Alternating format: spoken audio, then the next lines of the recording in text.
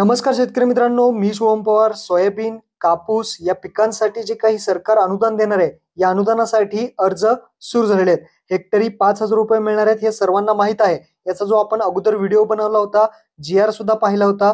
आता या व्हिडिओमध्ये जो काही फॉर्म भरून द्यायचा आहे, तो फॉर्म कुठे भरून द्यायचा, काय काय माहिती भरायची, ते आपण थोडक्यात जाणून घेऊया. तर मित्रांनो, तुम्ही पाहू शकता 8 ऑगस्ट 2024 रोजी महाराष्ट्र शासनाने हे परिपत्रक काढलेलं आहे. विषय पहा, सन 2023च्या खरीप हंगामातील कापूस व सोयाबीन उत्पादक शेतकऱ्यांना अर्थसहाय्य देण्याबाबत काय माहिती दिली आहे ते पाहू शकता.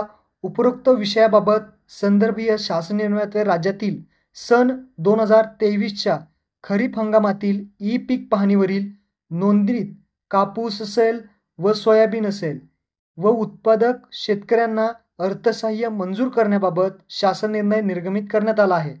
या अर्थसहाय्याचे वितरण शेतकऱ्यांना सार्वजनिक वित्तीय व्यवस्थापन प्रणालीद्वारे शेतकऱ्यांच्या आधार लिंक बँक खात्यात थेट लाभ हस्तांतरण म्हणजेच DBTच्या माध्यमातून होणार आहे.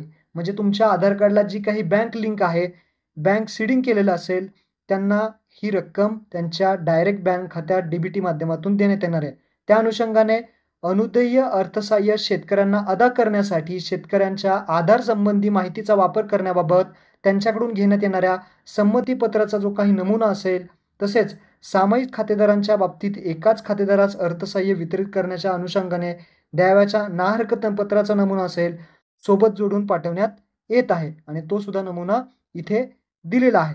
म्हणजेच जे काही शेतकऱ्यांना संमती द्यायची, आपल्या आधारशी संबंधित माहितीचा वापर करण्याची एक संमतीपत्र द्यायचं आहे.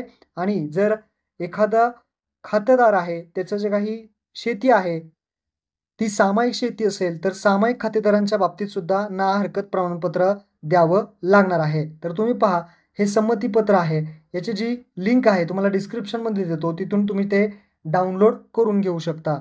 तर काय सांगितलंय संमतीपत्रामध्ये, सन 2023-24च्या खरीप हंगामातील ई पीक पाहणी पोर्टलवर नोंदणीत कापूस व सोयाबीन उत्पादक शेतकऱ्यांना अर्थसहाय्य व कृषी विभागाच्या अन्य योजनेअंतर्गत अनुदान असेल सुविधा उपलब्ध करून देण्याकरिता मी खाली सही करणार आहे. या संमतीपत्राद्वारे माझा आधार क्रमांकाचा वापर करून त्याद्वारे बायोमेट्रिक असेल किंवा तत्सम प्रणालीत प्राप्त वैधतेसह मला मिळवायच्या लाभासाठी आधार अधिनियम 2016 नुसार संमती देत आहे. माझ्या आधार संबंधी माहितीचा वापर केवळ माझी ओळख पटवण्यासाठी करण्यात येणार असून ही माहिती इतर कोणत्याही अन्य कारणासाठी वापरली जाणार नाही, असं शेतकऱ्यांनी हे संमतीपत्र सर्वांनी द्यायचं आहे.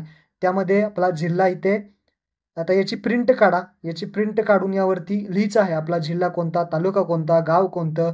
त्यानंतर शेतकऱ्याचं संपूर्ण नाव जे आहे ते आधार कार्डनुसार मराठी व इंग्रजीमध्ये तुम्हाला इथं द्यायचं आहे. पहिलं नाव, मधलं नाव, आडनाव मराठीमध्ये टाका. त्यानंतर इंग्लिशमध्ये first name, middle name, surname इंग्लिशमध्ये इथे लिहायचं आहे. आधार क्रमांक इंग्रजीमध्ये टाकायचा आहे इथे पेनाने व्यवस्थितरित्या. शेतकऱ्याचा जो काही मोबाईल नंबर आहे तो इथे टाकायचा आहे. तारीख टाकायची आहे. अर्जदाराची जी काही शेतकऱ्याची सही असेल आणि नाव असेल ते इथे येणार आहे. तसेच संबंधित जो काही हे संमतीपत्र आहे ते जो काही तुमच्या तालुक्याचा, गावाचा कृषी सहाय्यक असेल, त्या कृषी सहाय्यकाकडे हे संमतीपत्र तुम्हाला द्यायचं आहे.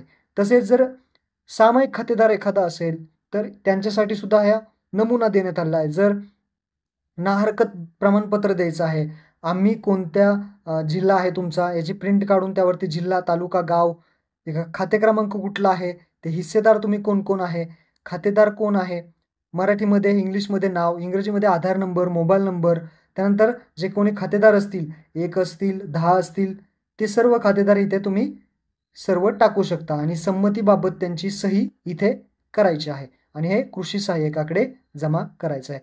हे दिल्यानंतर जी काही अनुदानाची प्रोसेस आहे ती होणार आहे. महत्त्वपूर्ण हा व्हिडिओ आपल्या शेतकऱ्यांना नक्की शेअर करा. धन्यवाद. जय हिंद, जय महाराष्ट्र.